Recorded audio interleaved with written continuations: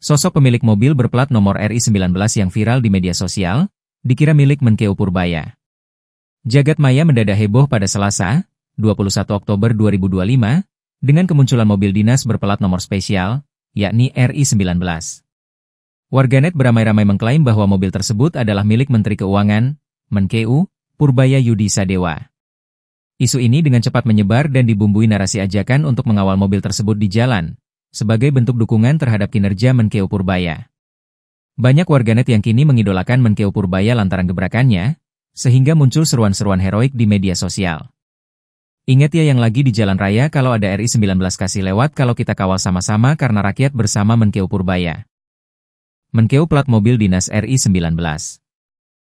Beri jalan dan kita kawal sama-sama sampai tujuan memastikan keselamatan beliau. Idola baru masyarakat Indonesia, RI19. RI19 Menteri Keuangan Pak Purbaya bukan sih?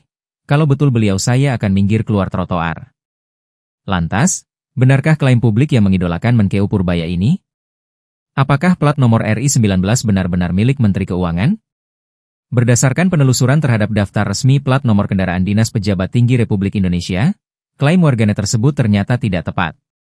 Mobil dinas Menteri Keuangan diketahui menggunakan plat nomor RI25. Lalu, RI19 milik siapa? Menurut daftar urutan plat nomor pejabat RI, plat nomor RI19 secara peruntukan. Saat ini statusnya dikabarkan tidak tersedia atau tidak digunakan.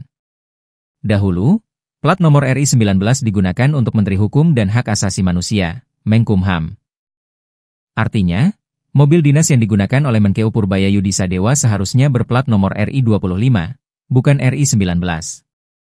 Meski klaim tersebut keliru, kehebohan di media sosial ini menunjukkan tingginya animo dan harapan masyarakat terhadap kinerja Menteri Keuangan Purbaya Yudi Sadewa. Publik tampaknya siap memberikan jalan dan dukungan penuh kepada sang menteri yang mereka idolakan.